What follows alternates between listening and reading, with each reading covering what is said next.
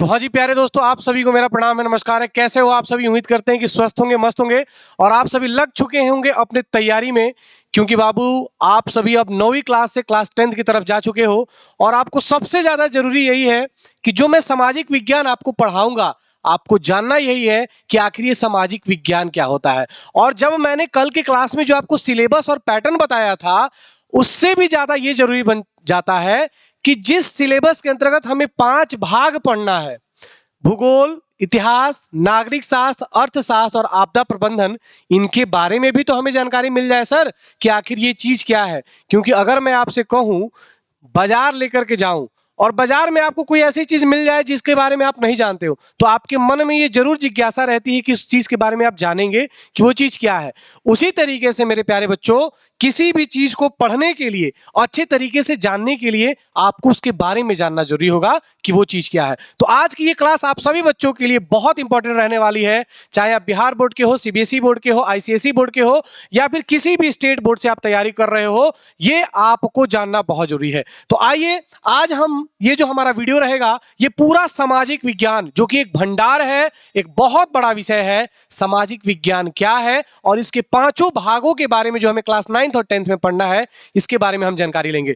तो पहला सवाल यही है कि सामाजिक विज्ञान क्या है, जिसको हम सोशल साइंस कहते हैं। मेरे प्यारे बच्चों, आप सब जानते हो कि सोशल साइंस एक ऐसा सब्जेक्ट है जो आपको हर चीज के बारे में जानकारी देता है, आपके समाज के बारे में जानकारी देता है, समाज में हो रही घटनाएं, बीती हुई घटनाएं, उन सब के बारे में जो जानकारी देता है, उसी को तो सामाजिक विज्ञान कहते हैं। तो सामाजिक विज्ञान अगर आपसे कोई पूछ देगा क्या है, तो देखोगे कि सामाजिक विज्ञान 2 शब्दों से मिलकर के बना है, एक सामाजिक, दूसरा विज्ञान। तो कहने का मतलब ये जो सामाजिक विज्ञान है बाबू, ये विज्ञान से ही आया हुआ है, ठीक है। तो इस वजह से ये और ज्यादा इंटरेस्टिंग और ज्यादा मजेदार सब्जेक्ट बन जाता है। तो सामाजिक विज्ञान को किस तरीके से परिभाषा हम लिख सकते हैं? सामाजिक विज्ञान समाज और लोगों के व्यवहार का अध्ययन है। लोगों का व्यवहार कैसा है, लोग किस तरीके से व्यवहार करते हैं, कौन कौन सी घटनाएं के बारे में हमें अध्ययन करना है, इन सभी घटनाओं के बारे में जो हमें अध्ययन करवाएगा, इसी को तो हम सामाजिक विज्ञान कहते हैं। कहने का मतलब क्या हुआ? साधारण भाषा में सामाजिक विज्ञान विज्ञान की वह शाखा है जिसके अंतर्गत हम समाज में रहने वाले लोगों के व्यवहार के बारे में अध्ययन करते हैं। आई बात समझ? यह हमें यह समझने में मदद करता है कि लोग कैसे व्यवहार करते हैं और हमारे आसपास की दुनिया को कैसे प्रभावित करते हैं। लोग कैसे हमसे व्यवहार करते हैं और ये आसपास के रहने वाले लोगों के साथ किस तरीके से ये प्रभावित करते हैं। तो जैसा हमारा व्यवहार होगा, उसी तरीके से लोग हमसे प्रभावित भी होंगे, ठीक है। सामाजिक विज्ञान के जरिए हम समाज के कामकाज को भी समझते हैं। समाज में जो कामकाज चलते हैं, समाज में जो कामकाज होते आ रहे हैं, हमारे मौलिक अधिकार क्या हैं, हमारे मौलिक कर्तव्य क्या है, इन सब के बारे में जो हमें जानकारी देगा, इसी को तो हम सामाजिक विज्ञान कहते हैं। तो साधारण भाषा में हम कहोगे तो हम क्या कहेंगे? समाज के बारे में दिए जाने वाले जानकारी को ही हम सामाजिक विज्ञान कहते हैं। आई बात समझ? अब ये जो मैं आपको बताने वाला हूं, ये मेरे लाला आपको कोई नहीं बताने वाला है। जिस तरीके से हर बाप के बाप होते हैं, जिसको हम दादाजी कहते हैं, उसी तरीके से जो सामाजिक विज्ञान की उत्पत्ति हुई है, ये सामाजिक विज्ञान का भी कोई पिता होगा ना। तो अगर मैं आपसे कहूं कि सामाजिक विज्ञान के पिता हम किसको मानते हैं, सामाजिक विज्ञान के हम जनक किसको कहते हैं, तो आपका दिन चकरा जाएगा, दिमाग घूमने लगेगा। कहोगे सर सामाजिक विज्ञान के भी कोई फादर होते हैं क्या? ये तो हम आज तक नहीं सुने। तो बाबू हाँ, होते हैं। तो सामाजिक विज्ञान के जो जनक हैं, उसको हम किसको मानते हैं? विलियम वुड साहब को। तो विलियम वुड साहब को हम सामाजिक विज्ञान के जनक कहते हैं। किसी से भी पूछ लोगे, 90% लोगों को ये जानकारी ही नहीं होगा। ले लो चैलेंज मेरे से, अगर है आपको जानकारी तो कमेंट सेक्शन में जरूर कमेंट करना कि सर मुझे जानकारी था, झूठ नहीं बोलिएगा, ठीक है। तो सामाजिक विज्ञान क्या है, इसके जनक कौन है, समझ में आ गया। अब बाबू आगे चलते हैं। मैंने आपको क्या बताया था कि सामाजिक विज्ञान में हमें 5 भागों के बारे में पढ़ना है: भूगोल, इतिहास, नागरिक शास्त्र, अर्थशास्त्र और आपदा प्रबंधन। तो जब इन 5 विषय के बारे में, इन 5 भागों के बारे में हम तभी पढ़ पाएंगे जब हम इसके बारे में समझेंगे कि कोई चीज क्या है, भूगोल क्या है, इतिहास क्या है, नागरिक शास्त्र क्या है, अर्थशास्त्र क्या है और आपदा प्रबंधन क्या है। तो पहला भाग है भूगोल क्या है, जिसको हम जियोग्राफी कहते हैं। क्या कहते हैं? जियोग्राफी कहते हैं। ये जियोग्राफी दो शब्दों से मिलकर के बना है, जियो प्लस ग्राफी। जियो का मतलब होता है अर्थ और ग्राफी का मतलब होता है स्टडी। तो study of earth is known as geography. पृथ्वी के अध्ययन को ही हम क्या कहते हैं? भूगोल कहते हैं। अगर हिंदी में आप बताना चाहो तो सुंदर सी परिभाषा आप लिख सकते हो, पृथ्वी और उसके आकार का अध्ययन करने वाले विषय को ही हम भूगोल कहते हैं। पृथ्वी और उसके आकार के बारे में जो हमें जानकारी देगा उसी को तो हम भूगोल कहते हैं। भूगोल दो शब्दों से मिलकर के बना है, एक भू और दूसरा गोल। देखिए, भूगोल शब्द दो शब्दों से मिलकर के बना है, भू प्लस गोल। भू का मतलब होता है पृथ्वी और गोल का मतलब होता है उसके गोल आकार से। ठीक है, तो पृथ्वी के गोल आकार से जो भी घटनाएं हमारी पृथ्वी पे होती है, भूकंप हो गया, चक्रवात हो गया, सुनामी हो गया, पठार हो गए, पर्वत हो गए, नदियां हो गई, इन सब के बारे में जो हमें जानकारी देगा, ये कौन से भाग में हमें जानकारी मिलेगा? सामाजिक विज्ञान का भूगोल के अंतर्गत। आई बात समझ? तो भूगोल में हम आपको क्या क्या पढ़ाएंगे? हमारी पृथ्वी की जो संरचना है बाबू, हमारे पठार, हमारे पर्वत, हमारे ज्वालामुखी, हमारी नदियां, सबके बारे में जो जानकारी देगा वो आपका भूगोल होगा। अब बात ये आती है कि इस भूगोल का भी कोई जनक होगा, भूगोल के भी कोई पिताजी होंगे, तो कौन है? जियोग्राफी के फादर। तो भूगोल के जनक हम किसको मानते हैं? एरोटोस्थनीज को हम भूगोल के जनक मानते हैं। आई बात समझ? दिमाग में बैठाते जाओ, बहुत सारे बच्चों को ये बात जानकारी नहीं होगी, तो इस वजह से ये क्लास और ये वीडियो आपके लिए बहुत जरूरी है। तो who is known as father of geography? Eratosthenes is known as father of geography. ठीक है जी। अब आइए दूसरे इसके भाग पे, सामाजिक विज्ञान का एक बहुत ही रोचक और बहुत ही मजेदार भाग, जिसको हम इतिहास कहते हैं, जिसको हम इंग्लिश में हिस्ट्री कहते हैं। क्या कहते हैं? इतिहास। तो इतिहास का मतलब है बीते हुए समय में घटित घटनाओं का अध्ययन। जो भी घटनाएं बीत चुकी है उन घटनाओं के बारे में जो हमें जानकारी देगा और जिसके अंतर्गत हमें जानकारी मिलेगी, उसी को हम इतिहास कहते हैं, उसी को हम हिस्ट्री कहते हैं। आई बात समझ? जलियांवाला बाग हत्याकांड क्या हमने देखा है? नहीं देखा है। हमारा भारत आजाद हुआ है 1947 में, क्या हमने देखा है? क्या हम थे? हम नहीं थे। तो उन सभी बीती हुई घटनाएं जो घट चुकी है, जो घटना हो चुकी है, उन सभी अतीत की घटनाओं के बारे में जो हमें जानकारी मिलेगी और जिसके अंतर्गत मिलेगी, ये सब जानकारी हम इतिहास के अंतर्गत पढ़ेंगे। तो ये अपने आप में बहुत बाबू रोचक है। इसको आप जोड़ करके अपने आप को मानना है कि उस जलियांवाला बाग हत्याकांड में आप भी मौजूद थे। किस तरीके से हम सभी भारतीय निहत्थों पे गोलियां चलाई गई और किस तरीके से हमारे प्राण निकल गए। तो इसकी जो जानकारी हमें मिलेगी वो इतिहास के अंतर्गत मिलेगी। आई बात समझ कि इतिहास किसके कहते हैं? अब बात यह आती है कि इसके भी कोई जनक होंगे, इसके भी कोई फादर होंगे। तो इतिहास के जनक हम किसको मानते हैं? हेरोडोटस को। याद रख लीजिएगा, who is known as father of history? Herodotus. Herodotus को हम इतिहास के जनक कहते हैं। आई बात समझ?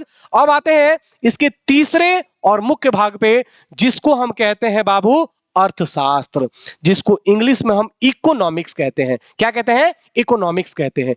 इस अर्थशास्त्र से ही हमारी पूरी की पूरी अर्थव्यवस्था टिकी हुई है, हमारा पूरा का पूरा देश टिका हुआ है, हमारा देश चल रहा है तो इसी अर्थशास्त्र की वजह से चल रहा है। आई बात समझ? तो ये बहुत जरूरी हम सबको जानने के लिए।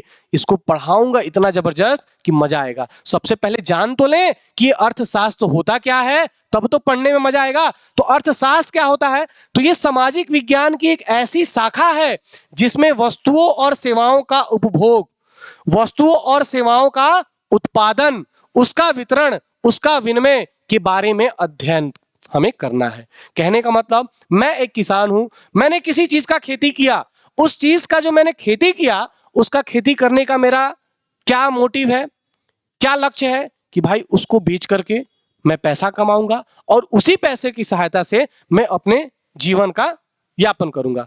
कहने का मतलब, जो मैंने उत्पादन किए, जो मैंने वितरण किए, जो मैंने विनिमय किया, इन सब के बारे में जो जानकारी हमें दी जाएगी वो कौन देगा? वो हमें अर्थशास्त्र देगा। तो अर्थशास्त्र सामाजिक विज्ञान की वह शाखा है जिसमें वस्तुओं और सेवाओं के उत्पादन, वितरण, विनिमय और उपभोग का अध्ययन किया जाता है। आई बात समझ के नहीं? तो ये जो अर्थशास्त्र है बाबू, वो संस्कृत का एक शब्द है। अर्थशास्त्र संस्कृत का एक शब्द है जो दो शब्दों से मिलकर के बना है, अर्थ और शास्त्र, जिसका मतलब होता है धन का अध्ययन। धन का अध्ययन को ही हम अर्थशास्त्र कहते हैं। मतलब जो धन की हमें प्राप्ति होगी और उसी धन का जो हमें अध्ययन कराएगा उसी को हम अर्थशास्त्र कहते हैं। अब इसके भी कोई जनक होंगे। अब आप कहोगे क्या सर कितने सारे पिताजी हैं, किसको हम याद करें? सब याद करना जरूरी है बाबू, क्योंकि सब आपके कॉम्पिटिटिव एग्जाम में पूछ लिया जाता है। तो अर्थशास्त्र के जनक हम किसको मानते हैं? तो आधुनिक अर्थशास्त्र के जनक हम एडम स्मिथ को मानते हैं। किसको? Adam Smith. Adam Smith is known as father of economics. अर्थशास्त्र के जनक किसको? एडम स्मिथ को मानते हैं। तो तीसरा भाग समझ में आ गया अर्थशास्त्र। अब आते हैं चौथा भाग, जो कि है हमारा नागरिक शास्त्र, जिसको हम इंग्लिश में पॉलिटिकल साइंस कहते हैं या फिर सिविक्स कहते हैं। इसी को पॉलिटिकल साइंस या फिर सिविक्स कहते हैं, जिसको हम नागरिक शास्त्र कहते हैं। तो नागरिक शास्त्र ये हमें अच्छी नागरिकता का अध्ययन कराता है। हमारा क्या कर्तव्य है, हमारी क्या अधिकार है, इन सभी अधिकार और कर्तव्यों के बारे में जो जानकारी देगा, ये कौन देगा? ये हमें नागरिक शास्त्र देगा। ठीक है, तो नागरिक शास्त्र एक अच्छी नागरिकता का अध्ययन है, हमें एक अच्छा सिटीजनशिप, नागरिकता के बारे में बताता है कि हम भारत के जो वासी हैं, हमारा नागरिकता क्या है, कैसे हमें व्यवहार करना चाहिए, कैसे किसी से बोलना चाहिए, कैसे बात करना चाहिए, हमारे अधिकार क्या है, हमारे कर्तव्य क्या है। तो इन सभी अधिकारों और हमारे कर्तव्यों के बारे में जो जानकारी देगा वो नागरिक शास्त्र देगा। अगर मैं आपसे कहूं कि आज इस क्लास में अगर आप किसी रूम में बैठ करके पढ़ रहे हो, कोई तीसरा व्यक्ति आकर के आपको ऐसे ही मार के चला जाए, क्या उसको वो अधिकार दिया गया है? नहीं दिया गया है। आप उसके अगेंस्ट में खड़े हो सकते हो। तो हर चीज के बारे में अधिकार, जो आप लोग डरते हो ना कि हम अपने बाबू मोना सोना के साथ कहीं पकड़ा ना जाए और पुलिस हमको जबरन जेल लेकर के ना चली जाए और हमसे पैसा ना ठग ले, तो हर चीज का नियम कानून है। तो ये नियम और कानून जो जानकारी देगा, ये आपका यही नागरिक शास्त्र देगा। इसी वजह से नागरिक शास्त्र एक अच्छी नागरिकता का हमें अध्ययन कराता है। ठीक है, और साथ ही साथ ये हमें बताता है कि नागरिकों के अधिकारों के बारे में, हमारे अधिकार क्या है और हमारे कर्तव्यों का भी ये अध्ययन कराता है। अब इसके भी पिताजी हैं। अब लो, ऐसा हो सकता है अर्थशास्त्र के पिता थे, भूगोल के भी थे, इतिहास के भी थे, सामाजिक विज्ञान के भी थे, तो इसका भी तो पिता होगा। तो नागरिक शास्त्र के पिताजी का नाम याद कर लीजिएगा दिमाग में। अगर ये चैलेंज मैं दे दूं कि आप 90% लोगों से पूछ लीजिएगा, नहीं आएगा। 90 क्या यार, मुझे लगता है 95 भी। तो बेंजामिन फ्रैंकलिन याद रख लीजिएगा। नागरिक शास्त्र के जनक किसको हम मानते हैं? Benjamin Franklin, who is known as father of political science. Benjamin Franklin is known as father of political science. आई बात समझ?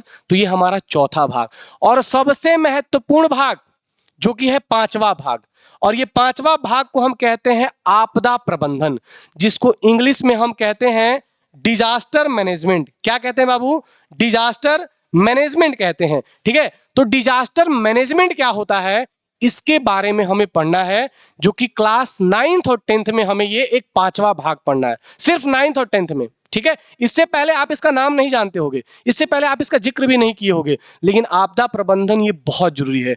आपके परीक्षा में 10 नंबर का सवाल पूछता है क्लास 10th में। ठीक है बाबू, तो इसको सबसे पहले जानते हैं कि इस आपदा प्रबंधन में हमें पढ़ना क्या है, हमें किसके बारे में जानकारी देगा, और ये बाबू हमारी जिंदगी के लिए भी बहुत जरूरी है। तो आपदा प्रबंधन क्या है, जिसको इंग्लिश में हम डिजास्टर मैनेजमेंट कहते हैं। आपदा प्रबंधन का मतलब है आपदाओं के प्रभाव को कम करने के लिए किए जाने वाले उपाय। मान लीजिए कि अभी भूकंप आ जाए, अभी चक्रवात आ जाए, अभी सुनामी आ जाए, तो इस सुनामी, चक्रवात, भूकंप से बचने के लिए जो भी हम उपाय अपनाएंगे, जो भी हम नियम कानून अपनाएंगे अपने आप को बचाने के लिए, इन्हीं सुझावों और उपायों के बारे में जो हमें जानकारी देगा वो हमें आपदा प्रबंधन देगा। आई बात समझ? वो हमें आपदा प्रबंधन देगा। तो ये हमारे 5 भाग थे जो हमें सामाजिक विज्ञान के अंतर्गत पढ़ने थे। ये बहुत ही महत्वपूर्ण है आपके लिए जानना। जब तक आप जानोगे नहीं कि ये मछली है, तो उस मछली को आप खाओगे कि फेंकोगे, वो तो आप पे निर्भर करता है ना। तो सामाजिक विज्ञान क्या है, भूगोल क्या है, इतिहास क्या है, नागरिक शास्त्र, अर्थशास्त्र और आपदा प्रबंधन क्या है, समझ में आ गई? इस आपदा प्रबंधन में हम 2 तरह की आपदाएं के बारे में पढ़ते हैं। एक प्राकृतिक आपदा जो प्राकृतिक के द्वारा उठ करके आती है, जैसे भूकंप, सुनामी, तूफान, आपका सुखाड़, बाढ़। क्या हम इसको रोक सकते हैं? क्या हम इसको कम कर सकते हैं? नहीं कर सकते हैं, क्योंकि प्रकृति का ही देन है, प्रकृति से ही उठकर आएगी और प्रकृति से ही खत्म होगी। इस पे इंसानों का कोई जोर जबरदस्ती नहीं चल सकता। लेकिन हाँ, उसके प्रभावों को हम कम कर सकते हैं, अपने आप को बचा सकते हैं कुछ उपायों को निभा करके। तो इन्हीं उपायों के बारे में जो जानकारी देगा वही आपदा प्रबंधन है। पहला तो प्राकृतिक आपदा हो गया, दूसरा मानव जनित आपदा, जो हम सब तैयार करते हैं आपदा, जो हम खुद अपनी मुश्किलों को तैयार करते हैं, वो उनको हम मानव जनित आपदा कहते हैं। जैसे कि आतंकवाद हो गया, बम विस्फोट हो गया, भोपाल गैस जो त्रासदी हुई थी वो एक मानव जनित आपदा थी, इंसानों की गलतियों से ही तो हुई थी।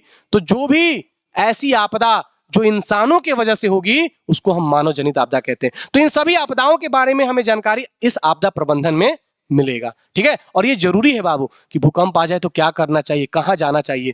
तो मुझे उम्मीद है आप सभी बच्चों को इस सामाजिक विज्ञान का बेहतरीन सा ये वीडियो पसंद आया होगा। अगर पसंद आया है मेरे बाबू तो एक छोटा सा लाइक, एक छोटा सा प्यारा सा कमेंट और थोड़ा सा शेयर जरूर कर देना है, ठीक है बाबू। तो मिलते हैं अगले क्लास में, शुरुआत करेंगे हम अपने भूगोल के भाग को बेहतरीन तरीका से चैप्टर नंबर 1 से, ठीक है। बाय बाय, टेक केयर, जय हिंद, जय भारत।